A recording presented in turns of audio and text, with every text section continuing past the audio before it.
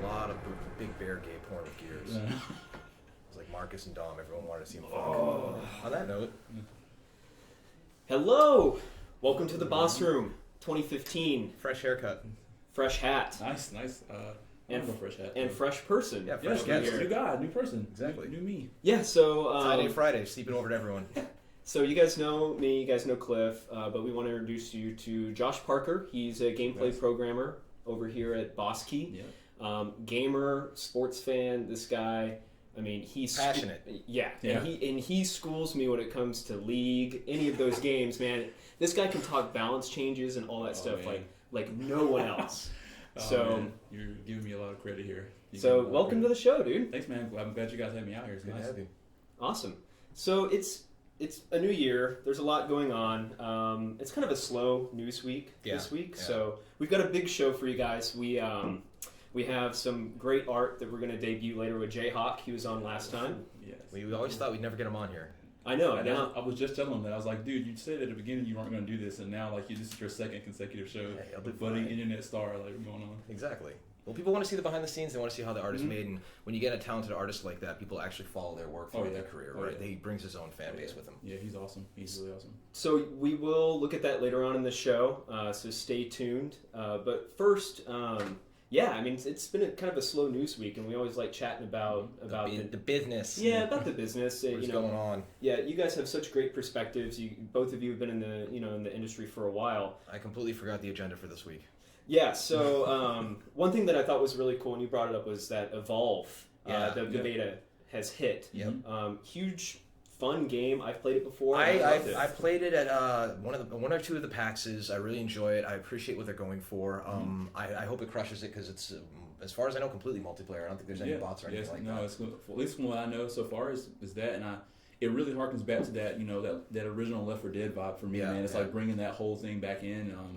That asymmetric multiplayer is just going to be insane. Like I was watching vids of it today. It seems like it's going to be a lot of fun and really great to watch on Twitch too. It's going to be like watching like Predator, watching like a horror or a monster movie, or whatever. So it has like that Predator. I didn't even think about that. You're right. Yeah, it's going to be really interesting just to watch it. Well, my concern with the game is how it's going to fare in the wild, because I think when you get a handful of friends together and one's playing as the monster, when the other people are playing as like the trapper and the medic and all that, like what's going to happen when it's an anonymous 14-year-old asshole who's used to Call of Duty, right? Like, is that going to work? Is it not? Is the game going to crumble? It's like the more you make teamwork rewarded and required, the trickier it makes to make a game actually function in the wild with all the shitheads. So I'll be playing it online, with the misses. We're actually looking forward to a multiplayer game we can play with different roles. Yes. Like, there's totally. that'll be fantastic, because it's just Team Fortress 2 right now, right? And Counter-Strike doesn't have that, right? But it's like to really have those defined roles, really. Somebody has to be the damn medic. Somebody has to be that. Yeah, it's me and my wife spent a lot of time playing like Left 4 Dead, and I'm really excited about playing her with that game because it's just going to be very interesting. And then in the office too, like us all just playing at lunch or something like that. I think it'll be really interesting. Like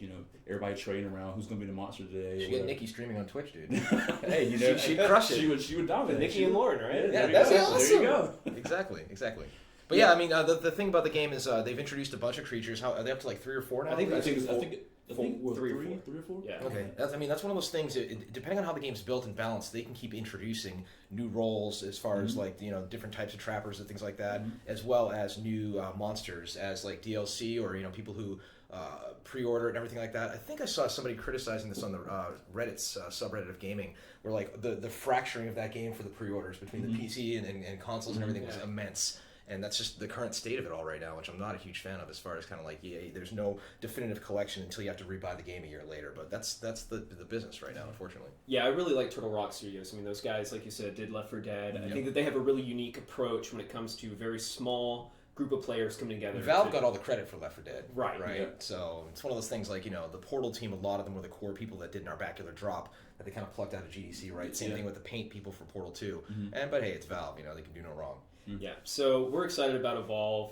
You guys may be playing it right now, but we hope that they do well. I hope that they do a good job. Yeah, that's cool. Yeah, so like I said, it's been a slow news week, so we went to Twitter and we asked, what people would want us to talk about. And a couple things came up that were really interesting. The culture of pre-orders right now seems to be very volatile, with everyone. You see people pre-ordering stuff and then it comes out and then it's buggy as hell, or that there's problems with it. So they want to get your thoughts on the culture of pre-ordering and where you think it's going.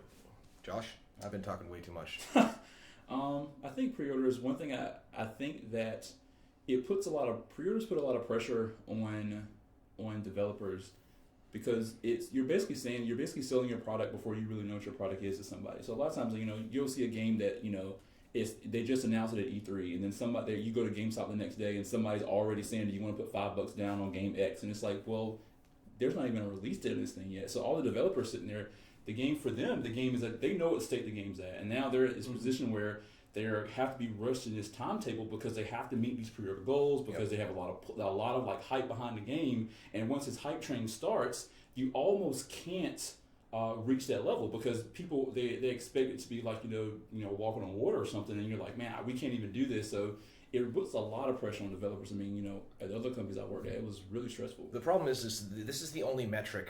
Well, it's one. Okay, well, it's not the only metric. It's a metric that the publishers and the retailers use to see how a successful game could potentially be. So if you're looking at a traditional box product and you're looking at how many pallets and how many copies to order, that's the only thing you have. Otherwise, you're going to wind up with all this unused inventory on store shelves. So that drive continues. And again, it's the fucking disc-based bullshit that it's a toxic culture that just continues. It's only going to continue to get worse with increased budgets, increased feature sets, all that, increased marketing. Right? Yeah, but do you think that that's coming to an end with early access, Steam, all of these things where essentially people are going to be able to play the game before it comes out to some degree, and they don't have to It's pre-order? almost the same shit, just repackaged with a different name.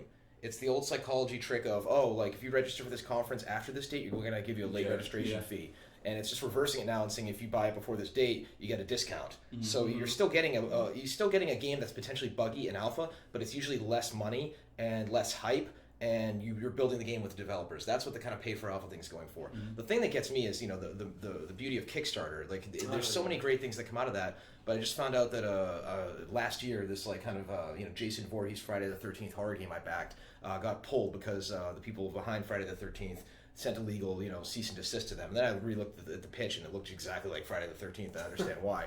But I'm like, okay, if they don't do that, then my money's just gone like Kaiser Soze, right? Like a fart in the wind.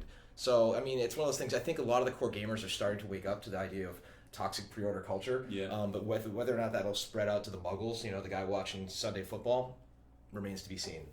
Yeah, and I said this last time too when I think we were talking about just buggy games in general. All of you vote with your wallets, with what you want, right? So if you're having issues and you don't believe in the Call of Duty and all that, don't pre-order it. Don't put the money behind it, because then you're making a statement. So yeah, but if you're a developer and your game comes out and the early version is kind of fucked up, like it is on you to fix that as soon as humanly possible, or you're going to lose customers for your follow-up game. People get, they can get burnt once. Yeah, I mean, you only get one first impression with people, man. And especially once people get a reputation, and it's really strange, but you look at Elder Scroll games, right? Elder Scroll games consistently come out with insane amounts of bugs in them, and it's got to the point where it's the game's charm. Yeah, it's like, oh, look at this, it's like, look at this ridiculous thing that's happening in Morrowind right now. Oh, exactly. And people are just like, oh, that's cool, but any other game does that.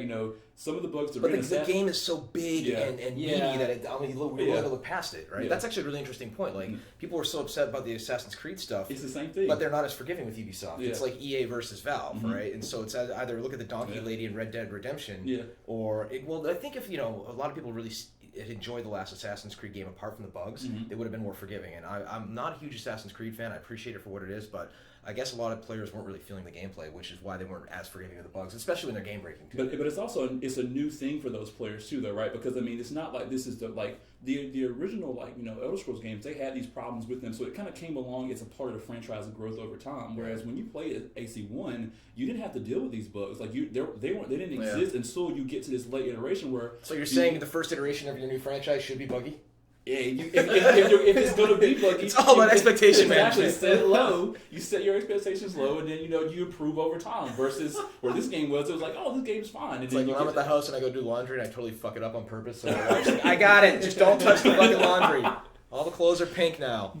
Those are some really good thoughts, though, on that. I think hopefully everyone appreciates that perspective, because to me it's pretty unique. So I mean the big wall between developers and publishers. I mean, I know Josh here has worked at companies where there's been issues and he's not allowed to say anything in the forums about it. And it's like, what? Just with one comment, you can placate the core of the core who care the most about your game. Mm-hmm. They're in your forums telling you your game fucking sucks because they care. I'd rather have them there telling me the game sucks than not there at all. Like one of my really good friends, I mean, he basically said that, you know, the opposite of love is not hate, right? When you're talking about games, the opposite is apathy, right? Yeah. Like, because if people care, you know, Indifference. they're gonna actually post. They're angry. Because they want you to fix it. They're not posting because they just want to, like, you know, they just want to bitch at you. They're posting because they want you to fix it. They're on your forum. Exactly. But if they don't post anything, if they walk away from your game, then now that's a huge problem, and you'll probably never get them back. I always go back to like the relationships in the restaurant business and things like that. It's like at least they're in your bar having a meal and a pint and telling you what you fucked up. Mm-hmm. If they just stop showing up, that's when it's really bad, right? It's the same thing, you know, with developers and the team and the company.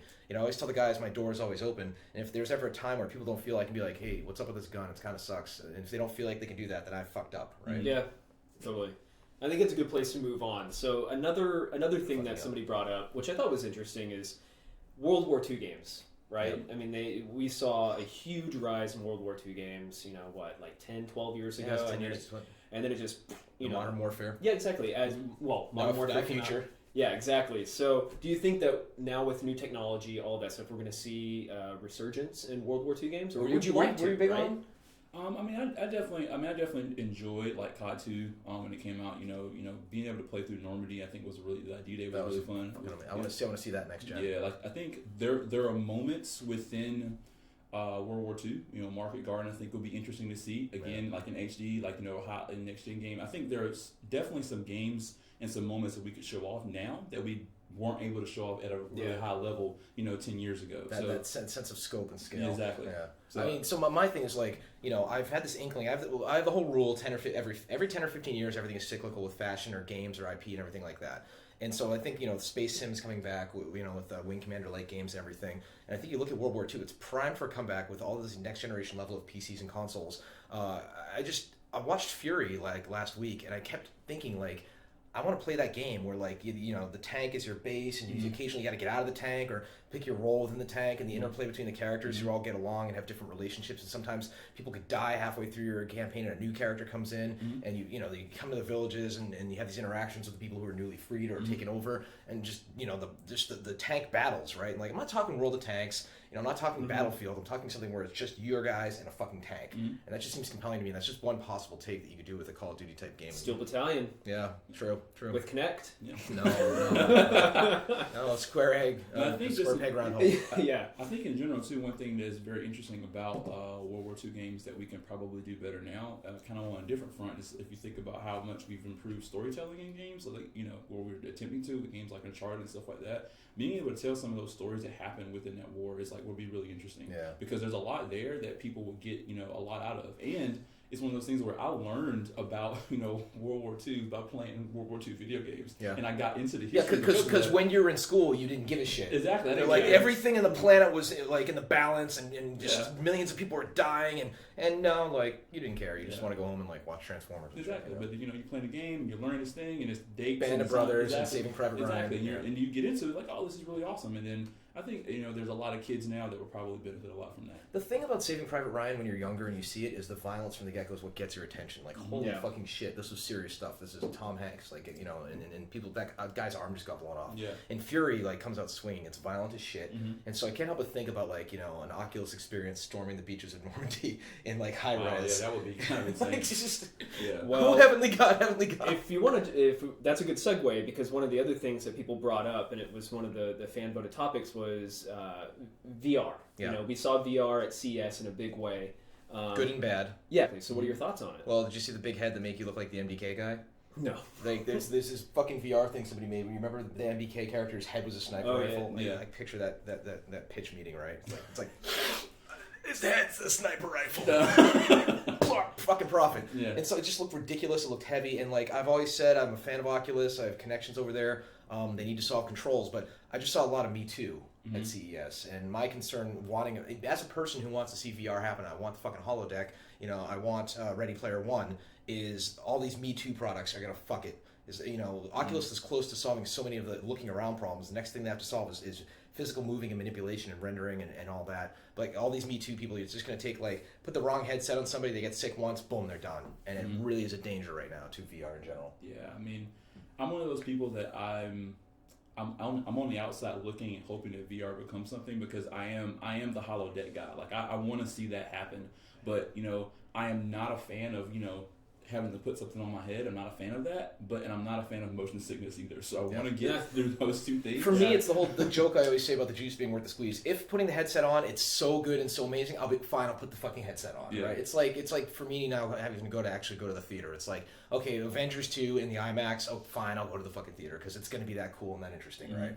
But yeah, they really, the idea of putting something on your head. They still have to solve the idea of having a button where you can actually kind of temporarily just remove the display or see like what's in front of you to solve if somebody comes in the room. Like hypothetically, you could put your VR headset on and be in there, and somebody could break in your house and steal all your shit and kill your dog, and you wouldn't even fucking know it. Yeah, and that's scary stuff, right? Yeah, it is scary.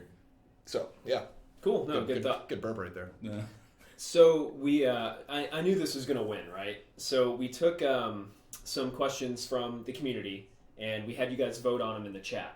And I knew it was gonna win, but the top vote was for us to talk about, will our game be broken at launch like other games, right? So that's a huge statement. Yes, it will be broken. Yes. Because we're actually going to have some sort of form of early access, and this goes with if we are forthright with the consumers and the fans and say, look, we're going to give you an early version of the game.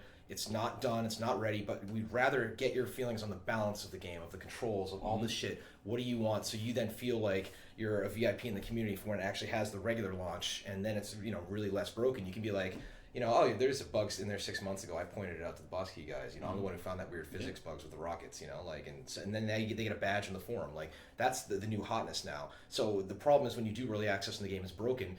When it's a $60 game with a $40 million marketing budget. Yes. That's when you're like, fucking really? I waited outside GameStop for this? Like, yes. Jesus, Yeah.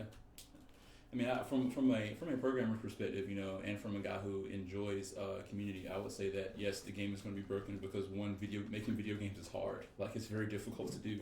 But it's one of those things where I feel like that it's going to be broken in a perspective that we want your feedback as much as we possibly can to be able to make the game as good as we possibly can make it. And we can only, it's like you always say, like it was your baby, then it's going to be our child. It's going to be the community's like adolescent and adult. So like we're at some point we need to hand it over to you guys because we want you guys to build the rest of the game with us because we're trying to make an experience that you want to play a lot. And we're not, because we can sit here in our incubation, in a hyperbolic time chamber and make the game that we want to play, and then we'll come out. And maybe there's a couple million people that want to play that game with us, but it's better if you guys are with us. You have a well-informed gut that's built upon the community. Exactly. Going back to games being hard to make, it goes back to that shitty Ashton Kutcher movie, The Butterfly Effect, where it's like there's things where like if you change one little bit of code, that other things are interconnected to. Like there's a move in game that Dan and I were talking about making faster because it's a charge move where you hold the character does something pretty cool, and then realizing changing the charge from 2 seconds to 1 actually had massive ramifications because the first-person animations change, the third-person change, like all that stuff suddenly, the physics of the character is it an animation arc or is it like actual physics, like. And things completely break, and there's times where I'm like, hey, that move's broken again, and like, we gotta rehook everything back up, right? And it's a miracle anything ever gets done. Yeah, the landscape has changed for the way that games are being developed, right? Mm-hmm. And it's also the aspect too when you look at just balance changes in general, right? Like you make a little change, like you bump up the damage on one weapon by 2-3%, and then next thing you know, some guy figures out some way to make it go crazy, and that's a problem because is the game inherently broken? No, it's not inherently broken, but he's breaking the game for everybody that he's playing with, so we have to deal with that problem. We actually have this technique, I may have mentioned this before, where a new weapon or a new move goes in the game, we make it overpowered on purpose, so everyone suddenly sees it in the playtest, and then we massage it back. It's one of those things that you actually coded in the game recently, the ability to just adjust all damage and health across the board. So if we just want to take that accordion and just stretch it out or squeeze it, we can. So we can have those like broad stroke balance adjustments. Is our game lethal enough? Is it not lethal enough? Or is the dance between the two players going on too long? Is it too short? Right. Call of Duty just introduced one-shot mode. I'm like, was it Call of Duty already one-shot pretty much? Yeah. It's actually 3 shots to the chest. Okay. We'll get you a kill. Well, actually, no, it's 2 shots, but... So will you definitively say that the game will or will not be broken at launch? What would you say? For me? Yeah. Well, when you say launch, that means you're past pre-alpha, you're past alpha, you're past beta. So we are looking to make a game that is as least broken at proper launch as fucking possible. You can never promise a game. It's like having, promising somebody you'll be perfect in a marriage. It's just not fucking possible, right? Okay. But you make it as good as you can. And if the community finds things upon launch that are broken, you be transparent with them about, the bug, find a reproduction for it and fix it as soon as humanly possible. Yeah, so that's kind of what our philosophy is in a nutshell. So it's great that you hear it here. So let's move on let's look at some of the best community contributors that we've had over the past couple weeks. We had a big break in between our last stream, but our subreddit has been going well. There's some regular contributors on subreddit that have just been killing it. Shout out to Lucen. Yeah, he's been great. He's been there with us. Commenting on everything. Unknown Entity's been awesome. Adavax again. Yeah, Adavax is awesome because he actually follows me on Twitter. We talk a lot about everything from football to pretty much everything else. Nice. So we go back and forth on a lot of different things. Junkie Monkey 5, and I Have Lice, which is... I want to have that looked at. I would...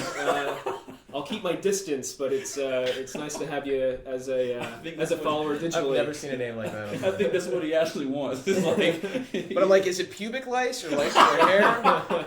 Is it in your ass? Where's the lice? Oh, the ambiguity of the internet. Is it on your dog? And on Twitter, too, we've had some great people jump in.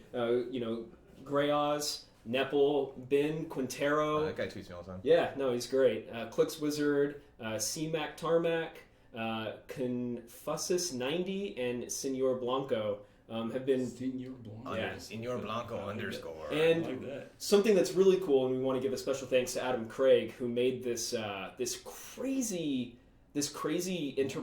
rock metal interpretation of our logo. Yeah, it's freaking sweet, it's man. Sick, man. It looks, I don't know. It's either badass. A screen print on a shirt, screen print on the bottom of a skateboard. I don't know. It's like a ton of places that I really have. Trampy girl's lower back. Yeah.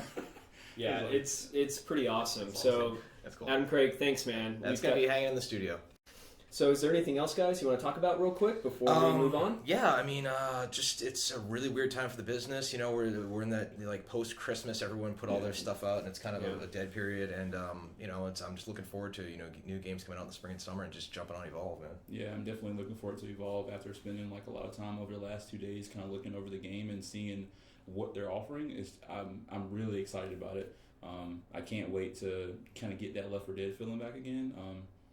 So yeah, that's really, after last night, that's really the game I'm really excited about. The next big thing for me. Also, Grav, looking forward to having fun playing that. So they're enjoying that. Our neighbors next door, good friends of ours at BitMonster, made that little Steam kind of crafting space game, and it's 1 or 2 numbers seller right now. Yes, they're speaking of early access. Yeah, they're doing great. Get that shit in 6 months. So what would you say is your most anticipated game of 2015 at this point? Right now it's Evolve, right? But we'll wait and see. The Order looks pretty cool. Yeah. I'm curious to see how the controls are with that being third person. Yeah. I mean, for me, Evolve is definitely, I would say, the console or PC, kind of box product type game. And then me, I'm ready for the new season of League to start. Yeah. You know how it works, so I'm ready for that to go. But I'm definitely looking forward to playing Evolve for sure. Cool. All right, guys. So what we're going to do now is we're going to take a look at a video. So I've never worked at a game studio before, and coming in from the outside, from the media side, these guys are throwing around terms I've never heard before. Got to learn the lingo, dude. Yeah, I mean, it's seriously people saying feature creep, and I'm like, what the? We're gonna start making up terms. Yes. Yeah. Yo, you Scooby-Dooed the bill, man. Well, Trammell did. So. Yeah, so what I thought would be interesting is if we got some of those things explained, so that all of you would know what these terms mean. So let's take a look. Gift the weapon, man.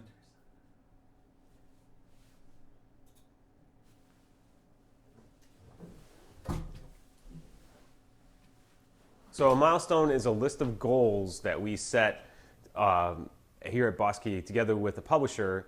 And those goals are usually represented by game builds. So we say that the game is going to be a specific stage by X date, and we submit a build on that date, and that date is normally called the milestone.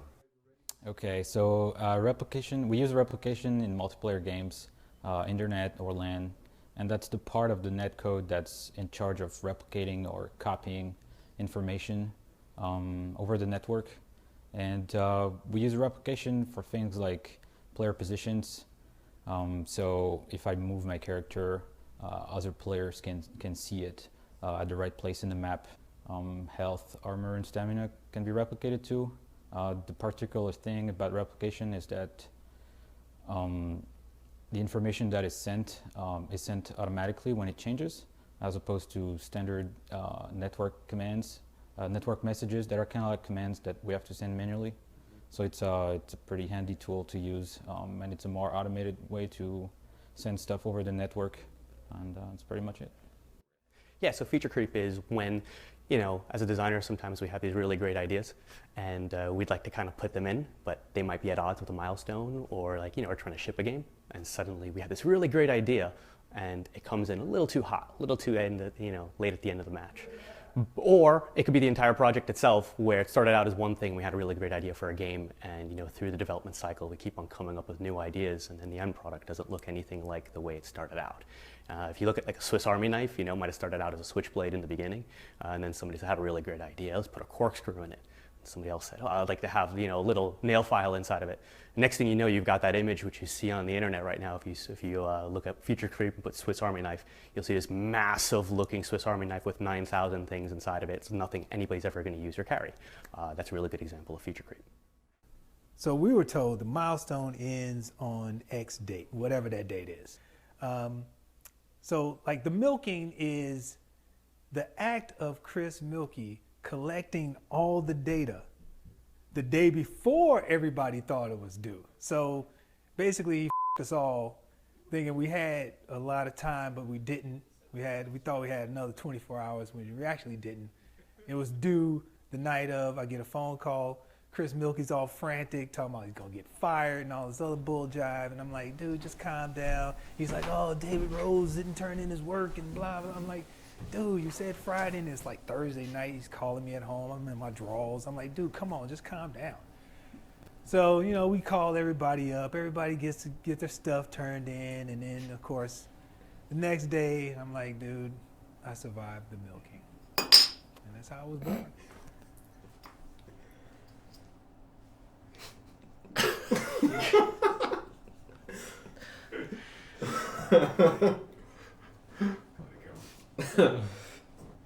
So, real quick before we get to what is TASC, Chris Milkey is TDing or technical directing the stream, and we love Chris, but apparently this term existed long before Trammell came. Yeah, absolutely. I mean, we were being milked within the first week of starting, and that was back in July.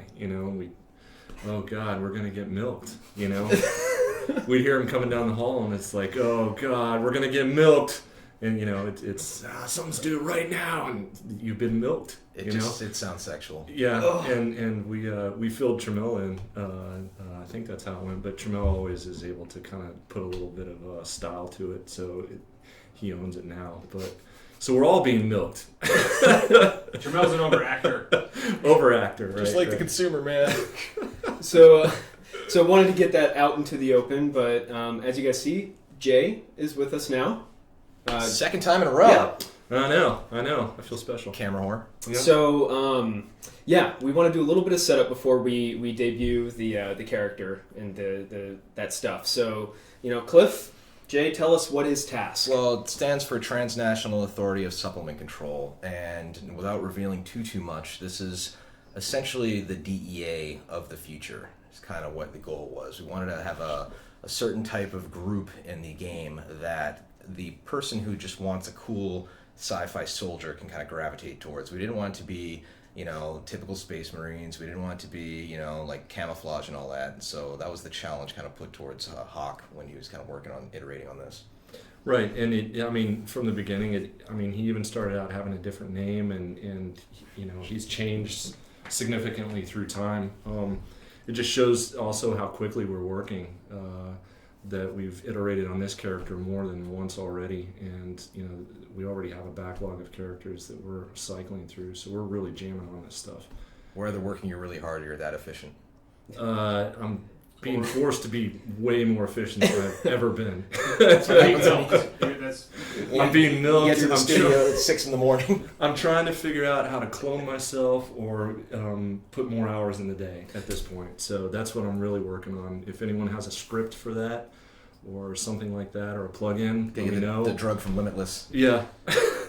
So this is one of, I think from my perspective, this is a really cool, unique opportunity to see the evolution of something take place. Yeah, right? so we're, to walk them through, what they're going to see is, 3 images? Yes. Like the first, then the kind of the mid-range, and then kind of where we are right now. Yeah. It still could iterate, still could change. Yep, exactly. Yeah. And what I said too when I was putting this together is current iteration, not final or third, but it's current, and I think that's great. It really demonstrates kind of this open development, kind of this transforming process that it's all fluid, guys. Like it's all changing in real time. But we want to show you what we have at this point. So let's see the first iteration.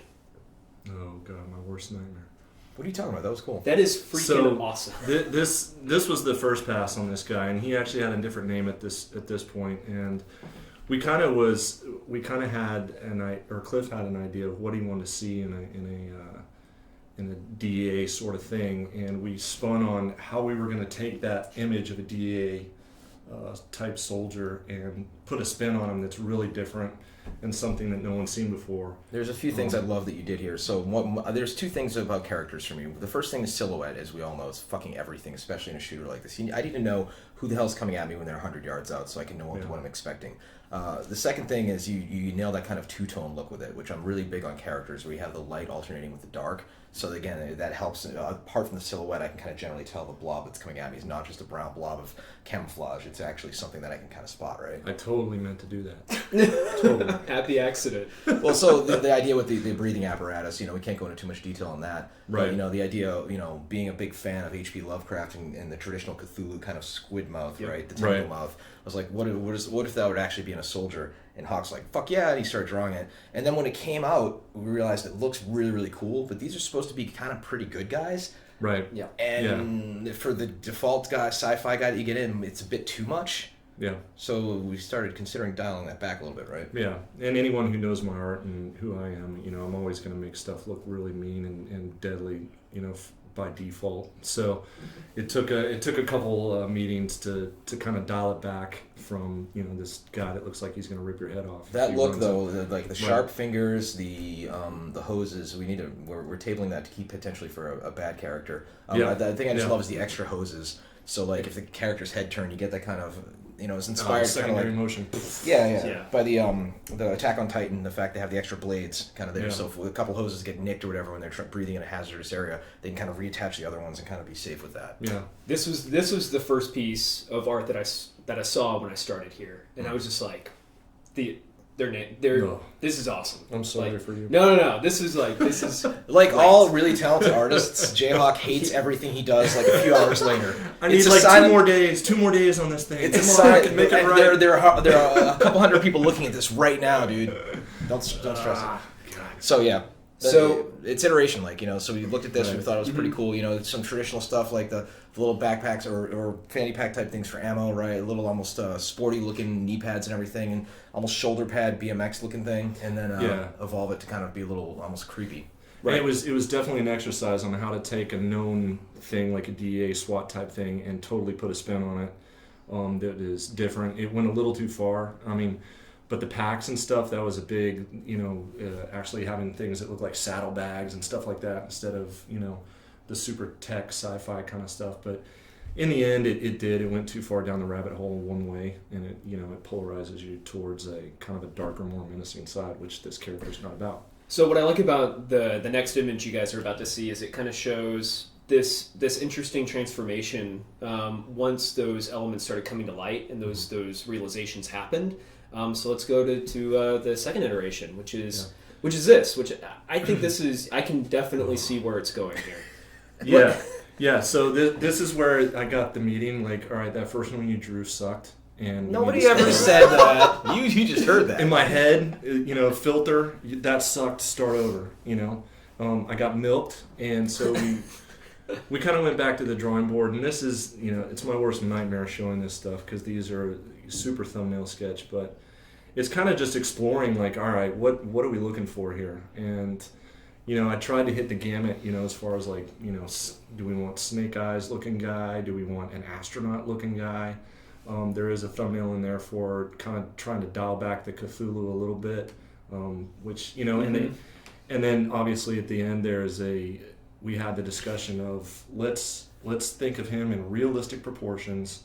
Let's look at what other games might have in them that typify SWAT and see what that might do for us. But what I like about this though is that there was the conscious decision of saying, hey, let's make this a little bit more, lawful, right? Let's take this thing that was really dark and really menacing, and let's take it somewhere else. And because we will have some dark, menacing shit in this game. It's just we don't want to lead with it right now, right? Right. Yeah. We are making a conscious decision to have good guys and bad guys, and to represent that. Depends on your views, which side you're on, man. Well, that's true. Well, you can get Tony Soprano thought he was a good guy. I can make him look like Tony Soprano. We can do that. Get more Italian food and beer. So yeah, it's on the right we start drifting a little bit more towards a more paramilitary. Still no damn camouflage, which I'm really really happy with, and maintaining the two tones of the lights and the darks with the kind of the brown around the waist. Then it kind of started continuing to transmorgify in Hawk's Head. Yeah, and this is also with Cliff and Tramel's help. Obviously, it's a lot of shoulder surfing while I sketch stuff and like, is this right? Is this what we're thinking? And kind of trying to weed out so everyone's on the same page.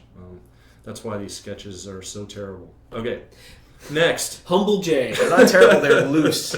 So this is where what we're going to see now is this is where we're at this moment, right? It's not final. This is current iteration, as we're calling it. Right.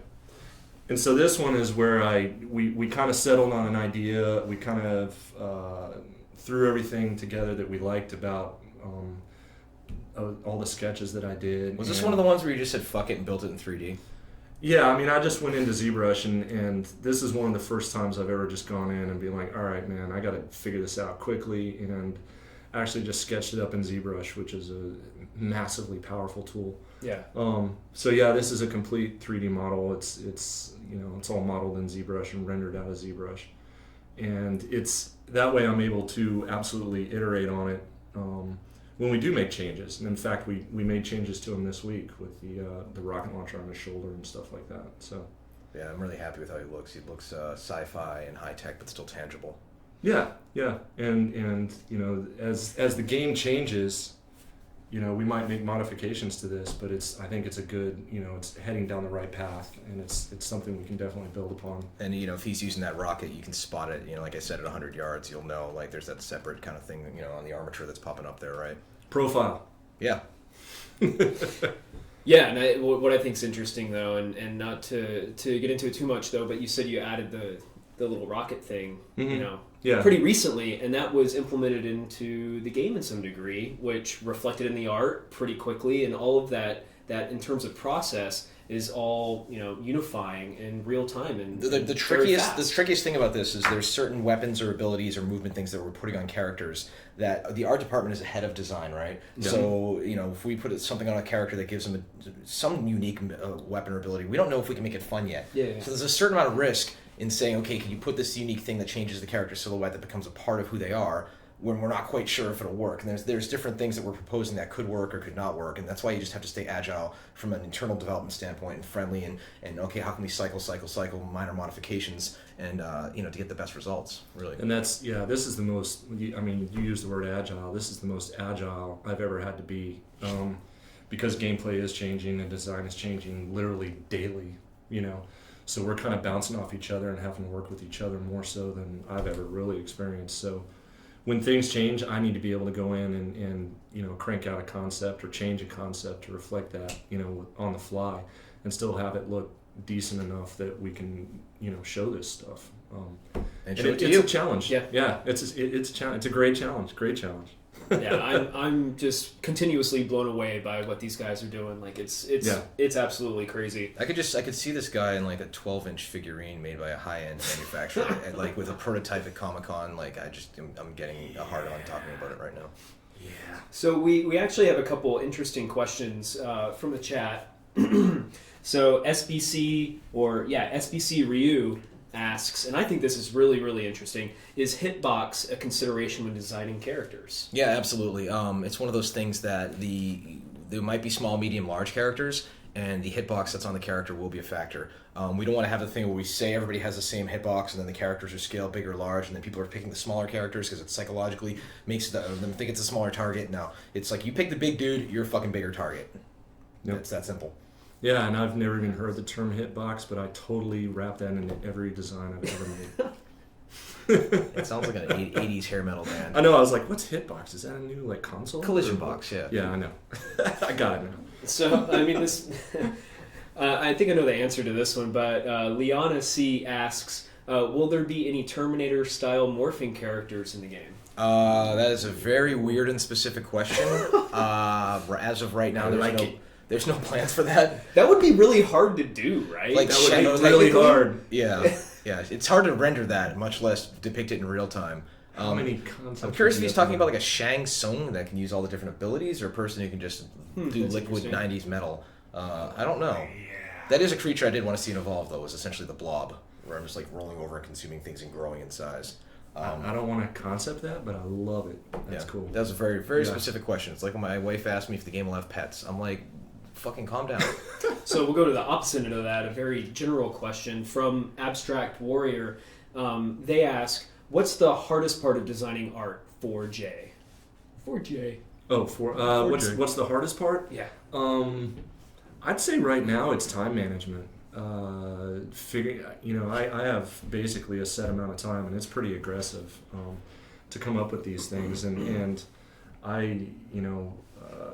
it's basically I'm down to how many minutes it takes to do something so that I can get it done by, in 5 days or 3 days or 4 days. So right now it's definitely time management and meeting the quality bar that the industry has right now as far as design and concept art goes. It's astounding what people are doing. Isn't it possible as an artist, in addition to hitting your work an hour after you make it, though, like once you have an image, to just nudge, and like to know, okay, it's I can't bring this any further. Like, let's just pass it off and move to the next thing. Because you can just dabble forever, right? For me, I don't know if it's years of doing this, but for me, there's a point where maybe it's the process I go through, but I know if I've taken all these steps that it's done. And with this time schedule, it's hard to get through all the steps. So a lot of the time I'm having to shore off the last 10% that I want to do. Yeah. And I feel like I got all these loose ends floating out there, but it's enough to get the, for the modelers. That's a sign of development maturity on your part. Yeah, and it's making decisions on what parts to just leave aside because they're not necessary. Because I'm a noodler. I love to noodle. I could spend 4 weeks on a character if I was given the opportunity. That's not a real term. You just made it up. Yeah, that's a Tremel term, man. He came up with noodler. I'll give him noodler. Pool noodle. That'll be for part 2. Tremel stands over my shoulder. He keeps saying, "Quit noodling, Jay. Quit noodling." I'm like, I love to noodle. So we have time for a couple more questions. This is an interesting one. I think you kind of answered this, but Confussus says, so will there be different sized players, like a big tanky one, small fast one, etc.? Yes, right now we kind of have a small, medium, large thing going on right now, and there's a rather large character right now that is actively fucking everybody up in the playtests to a fault. Where today it was quite awesome. Yeah, he makes roaring sounds right now, and it's temporary audio that Mark Mayland, our audio director, put in. But they're awesome. I'm just like, calm down, dude. Calm down. I think Mark recorded it when he was in the bathroom. From Neo 182, are items on the characters going to be static, or will you be able to say, pull a grenade off your waist and throw it? That's probably pretty hard to do. That's a great question. I'm waiting to hear this one. That's a tricky one to do. I can't confirm if we'll do that right now because, to actually physically see your inventory looking down on your body is a lot of fucking work from an animation standpoint, from a replication standpoint, from boning the characters and everything. That's probably a low chance of that. However, that said, you can see your body in this game. You can look down and see your feet. That's cool. So, there will be aspects that you can look at and modify cosmetically. Will they tie into gameplay? Limited. Yeah. Yeah, and I think that if you're playing it, you wouldn't want to have that motion look down. Like I want my eyes forward. Yeah, well, you're gonna pull a grenade and toss it like that, and so a lot of players might not notice even if you were to do the effort to put it in. A lot of game development is realizing how can you maximize the time and money you have to make the game, right. And something like that adds something cool to the game, but it's kind of cosmetic. I mean, if I look down and I grab a grenade here and then I throw it, and then I have to reach for the second grenade, then that's another offset, another animation. Like they're just, we're a medium-sized studio with a medium-sized budget. Right. Every dollar has to be spent properly. Right. So I think this is really interesting. Rot Goblin asks, your last show you showed apocalyptic concept art in addition to the sleek sci-fi look of TASC. Will we see any raggedy native-looking factions in the future? Not necessarily. I want to clarify something about the kind of game this is. It's not a post-apocalyptic game. It's a post-apocalyptic game. There's an apocalyptic event that hits, and there's 25 years afterwards in which humanity is able to some extent recover in many, many spots. So for me, I'm just tired of bombed out stuff everywhere. I'm tired of, the jokes about chest-high walls and things like that. We're going to have a lot of intact architecture. In addition to having the sleek character of TASC, we'll have characters that are slightly rough around the edges, but don't expect like homeless-looking stranded people, right? Because we want to keep our characters aspirational, right? Like that character looks badass, I want to play as that, or that I want to play as that, right? As opposed to, man, that guy looks like a wino. And every time I tatter like the edge of a shirt or tatter too many straps or dirt, my dirt overlay or anything like that, Tremel come over and slaps me, and he's like, cut that out, that's not what we're doing. Do you want to go up to Black Tusk? Shout out to Rod. And I was like, oh god, all right, so yeah, it's definitely one of our rules is not get so gnarly. Yeah, we want to keep it cleaner this time. Yeah, it's just clarity of gameplay, so you can spot who's coming at you. You can see what the fuck is going on in the environment. Yeah, I like the vibrant colors, something that's not color's bleak. a big one. Yeah, and you get that in a recovered setting like that, right? As opposed to just post-apocalyptic where everything's dark and drab. It's just depressing. Yeah. No, I think that's great. Yeah. All right, guys. So it is 5:45. We are finishing up. Is there any last words to everyone? Thanks for showing up. Appreciate everybody calling me a donkey fucker. We're gonna try and get this guy on as often as possible. I think seeing inside the artist's studio is actually a really cool element. Yeah, and if the other guys would finish their work up, they could get on here too. Oh, drops the stylus right there. So yeah, we really appreciate all the support. I know we haven't shown that much to you guys, but keep tweeting us, keep watching us on Twitch and everything, and don't be dicks in the chat room. Yeah, so we are going to be doing this every 2 weeks now. So 2 weeks from today, we'll be doing our next stream. So we'll be doing it twice a month going forward. And, check out the new bosskey.com also. Brand new site. We have interviews. We have all links to everything there. Brand new. So check it out. And, thanks. Thanks for watching. See you guys next time. Don't fall off the stool, Jay. This is that part where it's just it's like, awkward. it's really awkward.